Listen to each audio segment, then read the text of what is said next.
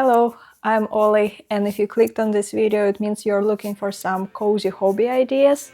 Well, look no further, you're in the right place. I happen to have a ton of hobbies, and I even have to put them on rotation in order to, pay attention to each single one. Today I will focus mostly on the summary ideas, summary hobbies. So you can just sit back, relax and gather some inspiration, or pick up your current project and we can work on something creative together. However, the first hobby that I will start with is something that everyone has tried at least once in their life, and it's reading. And this summer I think I have finally defined my favorite genre, and it's historical fiction. The author who helped me to define my favorite genre is Stacey Halls, and I picked up a novel by her, The Household, at the airport in Gdańsk when my flight got delayed, and it was such a captivating read. In the story you're following the destinies of several women who live in the home for, well, fallen women, as they call them in the book. And the home is sponsored by Charles Dickens. And this is what I like about historical fiction, is that the novels are usually well researched, and there are some real historical figures that you can Google a bit more about after you finish the book, so you don't necessarily need to end the story exactly when the book is finished, if you know what I mean. So Stacey Halls is so great that I picked up The Familiars, another novel by her, and it's actually her first novel. I picked it up from the local library, and it was also a great read. However, it's definitely much slower paced than The Household, because you are kind of only following one woman who is on her journey to maternity, and she's getting help from a healer who some assume to be a witch, and it's up to your interpretation whether you think she's actually a witch or not. It's kind of open for discussion, but no spoilers. It's also quite an interesting read, and it has more mystery elements in it. Overall, I always gravitate towards stories that have a mystery element in them. And some other novels that I can recommend from this genre are The 13th Tale. It's definitely spookier than any of Stacey Hall's novels I've read so far. Well, I've only read 2, but I'm definitely going to read the other 2. So far she has 4 books out.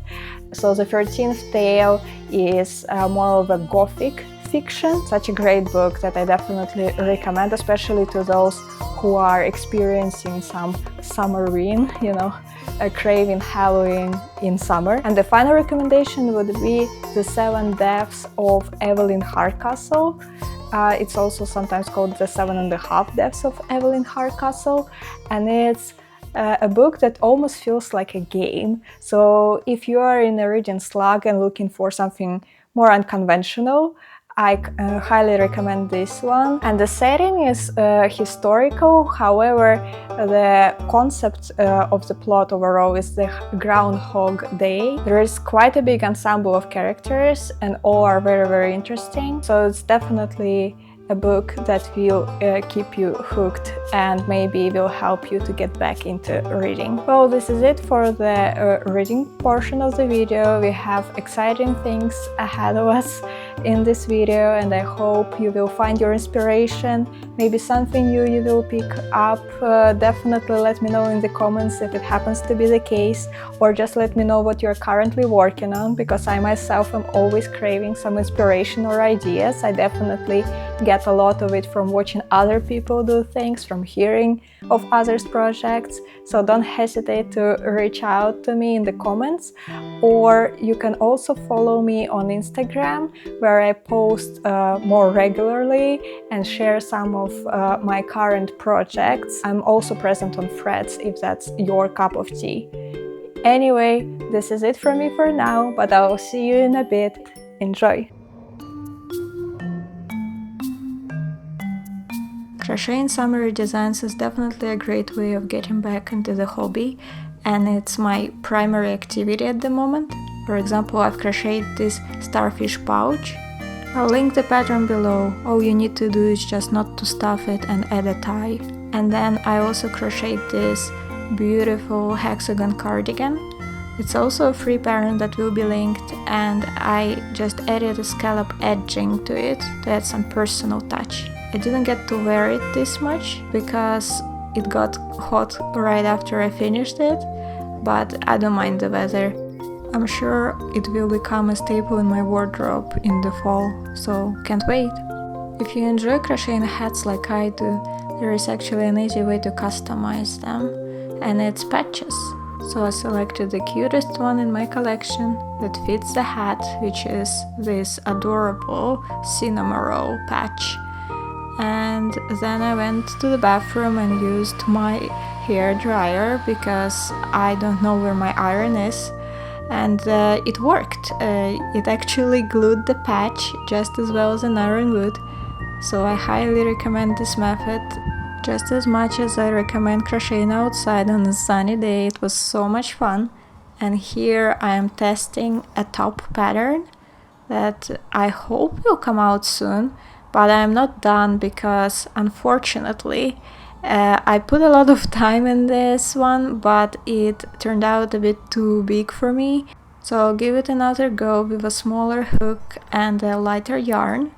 And I'll keep you updated in my next videos how it will go, and I'll let you know once the pattern releases. As you can see, the cups are too big. They are basically the top on their own, which shouldn't be the case at all.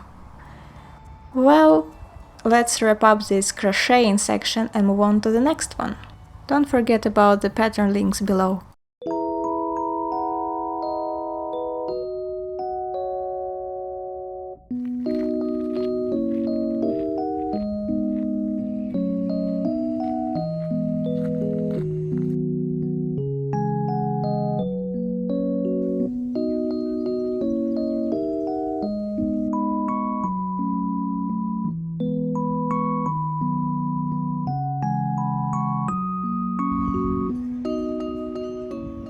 Well, welcome to my balcony garden. In Finland you can really only do gardening in summer, so that's what I'm doing. Of course, unless you have like a professional greenhouse, which I clearly don't have. I'm using my balcony as is and hoping for good weather, which we weren't really blessed with in June, but now it's been super stuffy, hence my outfit. Most of these plants are very easy to grow because I'm by no means a professional, and yeah, I'm still learning things. So we'll start with the easiest plant to grow, in my opinion, and in anyone's opinion really. It's mint. Very easy to maintain. All you need is water, and it doesn't even need that much light. And if you forget to water it, it will still be okay. It's a very fun plant too, because you can make many mint plants from one. I'll show you later the smaller plants that I actually made from this bush here. And this is no regular mint, this is chocolate mint, but guess what? The conditions don't change. It's still very easy to grow this and to keep it alive. So if you are known for not, being very good at keeping plants alive, this might be worth a shot. And if you manage to kill this one, then I don't recommend gardening as a hobby for you, but overall, super happy with it. You can see I let it go wild, but you can actually shape mint bushes. Like if I would trim it, it would probably go upwards, but I decided to let it be wild, because why not? I have the space, and there is a little frog there actually that has water in its belly. I think it's so adorable. So yeah, it has a little companion there. So mint is definitely my absolute favorite plant to grow, because you just can't go wrong with it. Here I have a chili plant. It's actually my husband's plant. At least he says so, even though I definitely help with maintaining it in its healthy state. So yeah, currently there are a lot of blooms, even some peppers, they're growing, so very promising. And we have another pepper plant, but not chili, but rather jalapeno, over there, which I will definitely zoom in on. Here I have wild strawberries and regular strawberries mix, I believe. I didn't know what kind of strawberries they were when I bought them, but they are bigger than just wild, forest strawberries, but they are definitely smaller than regular strawberries you could find, in some grandma's garden. Here I have some rhubarb, which, it's struggling. As I said, we haven't had that many sunny days, and those that we have had were super hot. So plants are not sure how to behave and what to expect. And I can definitely relate to that. Over here I have tomato plants, and I even painted with Posca markers the pots. So if you're looking for, a fun activity for yourself, highly recommend. It was super easy to do. Any acrylic markers will do. You don't necessarily need Posca markers for that. And yeah, those are just regular clay pots, And then I have some flowers. You can probably see some in the shot already, but then I will show you more. I have a couple of rose bushes. Both rose bushes came from my mother-in-law as a gift, but for different birthdays. So the smaller one, which I can see right in front of me, is actually the older one, but I let it sit in the cold for a bit too long. I had to trim it, trim what died, and now I can see one flower, one little bud there growing there, so I'm very happy about that I didn't actually permanently unalive it. And then I have this bigger bush, which is just feeling wonderful and great because it's the newer bush and it hasn't been in cold yet. And I hope I will be smart enough to take it in before the cold winds come our way. I'm also trying to grow basil. I always try to grow basil because Seba likes making pizza, and then we can add some homegrown basil as a nice touch on it. Plus I like the smell of basil. The darker basil I bought already as a pretty solid plant on its own, and then the smaller ones I grew from seeds, and you can see they are struggling to grow big in the shade of the big brother because, well, again, the weather conditions weren't optimal. Hydrangea sadly is on the way out because it's July already and it's a June plant. And I also have some struggling salad leaves right behind me, right here in another crate. Yeah, I don't know what exactly I did wrong, probably again not enough sun. We'll see, I'll keep you posted. Maybe the last thing I could actually mention are these succulent looking plants. I'm not sure what they are. Again, I got them as a gift, but they stand from Seba's godparents. So again, I took baby plant off the main plant and made it into two plants. These are very easy to take care of. They require nothing. I overwatered it once. It didn't show it at all. The only way I could tell is that it started to smell a bit like the soil because, well, obviously it started molding a bit. Otherwise, you wouldn't even know. So succulents are definitely something I highly recommend, but here the key is not to overwater. This is it for me now, reporting from the balcony garden. I'm actually overheating a bit with all the glass closed, so I will wrap it now.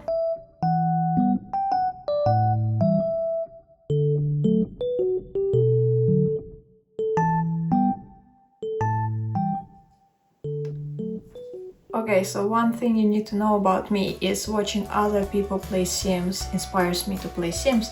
So today we are going to play with my forever save. Currently I'm playing with Iris and she is a new fairy. So the game loaded in.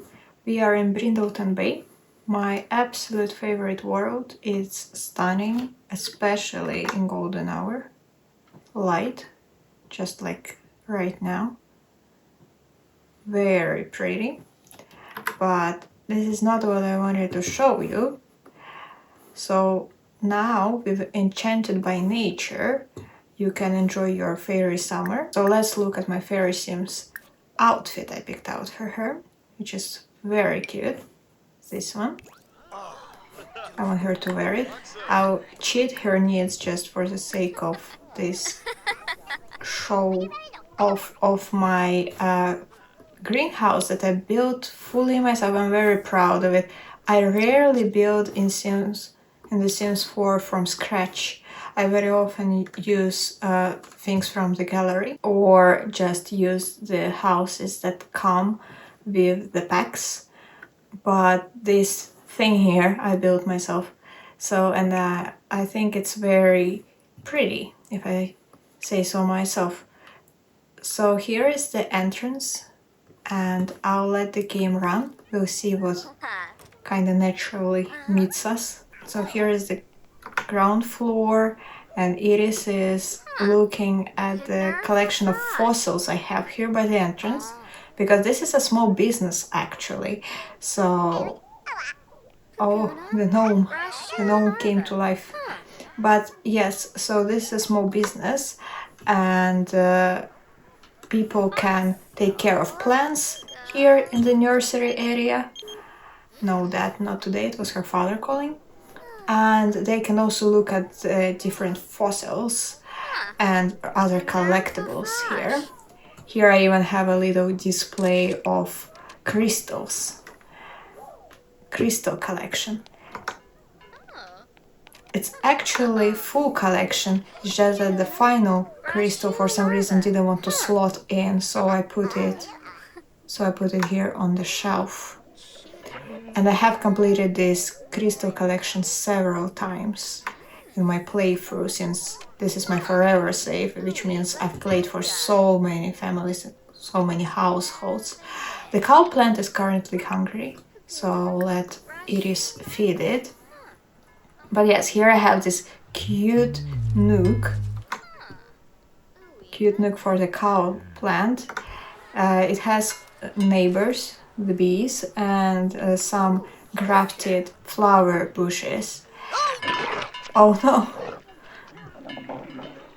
Was it Iris? No, it wasn't Iris, it was one of the household Sims, or one of the Sims who live here.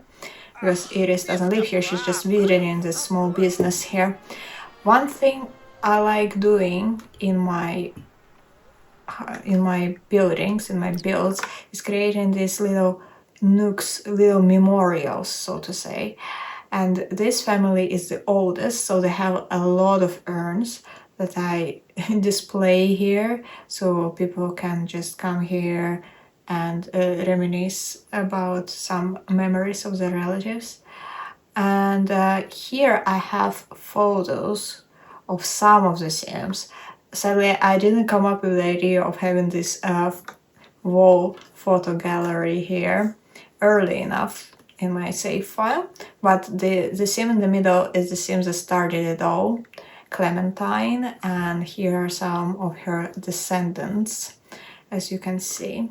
So a very good idea, instead of having a bunch of tombstones basically polluting the backyard here, to organize them like I did. And here in the small business you can also create flower bouquets and carve pumpkins. I thought this little craft area was quite fitting, and overall it just looks, cozy. And here on the second floor, sadly it got quite dark, but here I have this garden area, little garden area where a Sim can just sit down, relax, and enjoy the view of the beautiful Brindleton Bay.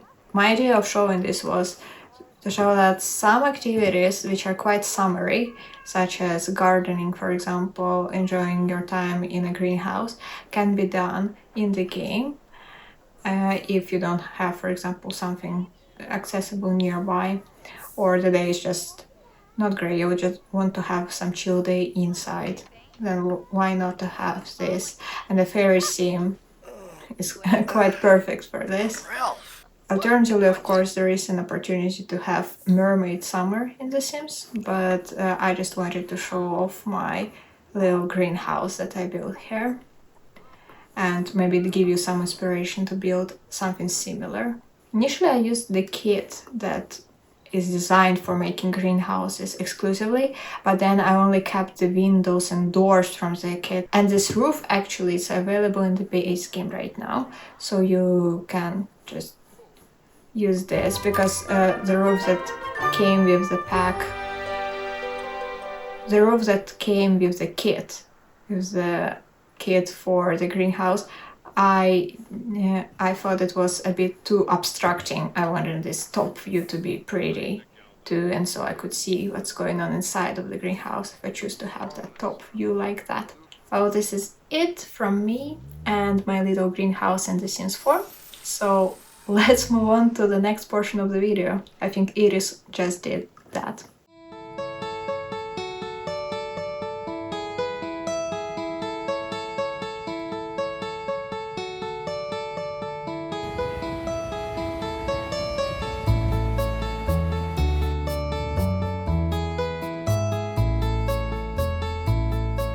Some days are not for making things, but rather collecting inspiration.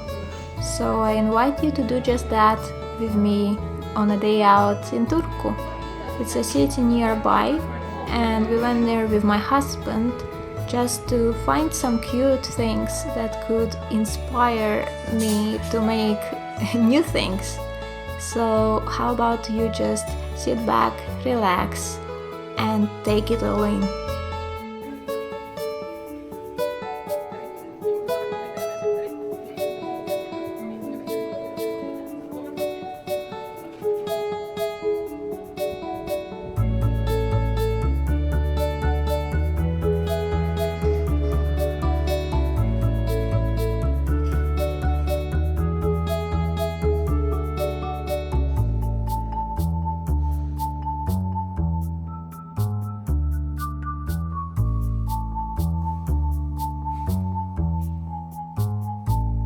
We randomly came across this very exciting exhibition which features different yarn crafts and some dried flowers, all made by the same person.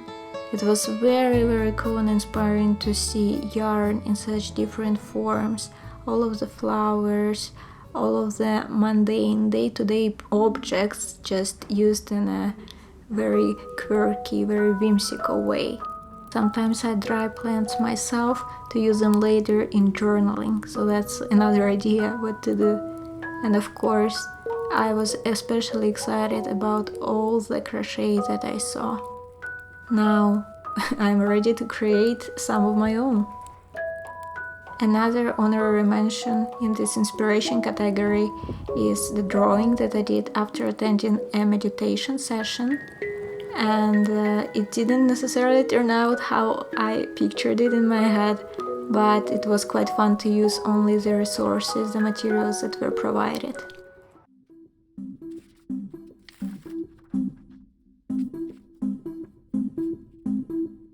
I don't know how it is for you, but I'm blessed with summer children in my life. Both of my parents, my sister and my husband, they all have summer birthdays, and this year I decided to make a card for my husband. I got inspired by a local flower shop after they delivered a bouquet for Seba's grandma and accompanied it by a very cute card. I was charmed by its simplicity and decided to create a version of it, but fully out of paper. And I also decided to make this 3D effect by printing the same flower but in different sizes out of the origami paper I had on hand. Overall, I only used the materials that I already had at home, so this was also a very eco-friendly project in that sense. And it took me around 30 minutes for the whole thing, which I would say is not a lot, and I was just coming up with the design as I went, honestly. I didn't really follow any measurements or anything like that.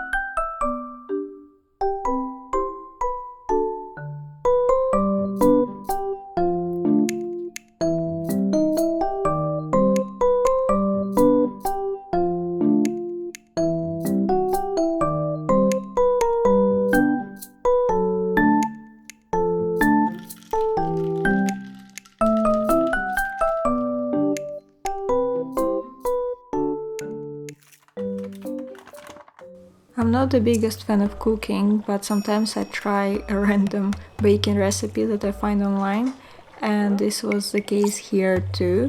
I decided to make sugar cookies with jam hearts.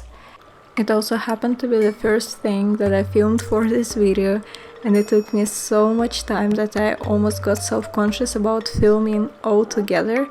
So if you see this right now, it means I overcame quite a big thing that I was battling internally. And overall, I really like the taste of the cookies, but the presentation left a lot to be desired, but that will come in a moment. For now, I'm just sharing all the ingredients and measurements that I used for the recipe. I won't link the recipe because honestly it was a random Instagram post and it's just a simple sugar cookie dough recipe that is just decorated with jam on top. And this is what I will talk about more a bit later when we come to that portion of the cooking process. Right now I'm just blissfully, slapping the dough, thinking how wonderful and Instagrammable the cookies will look. Very proud of my little dough baby that I used some tough love on. Then the rolling part came and I struggled.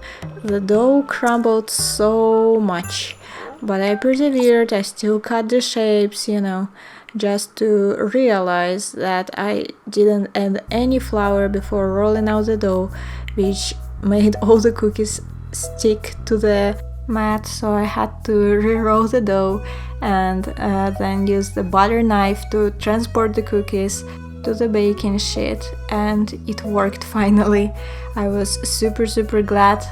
And then I just used my finger to create these little dips in the cookies for the jam, but you can see that they are just not deep. And if you know anything about baking stuff like this, you can already see how this will go. But for now, I'm just again blissfully adding jam, perfecting it with the toothpick as if it would affect anything really.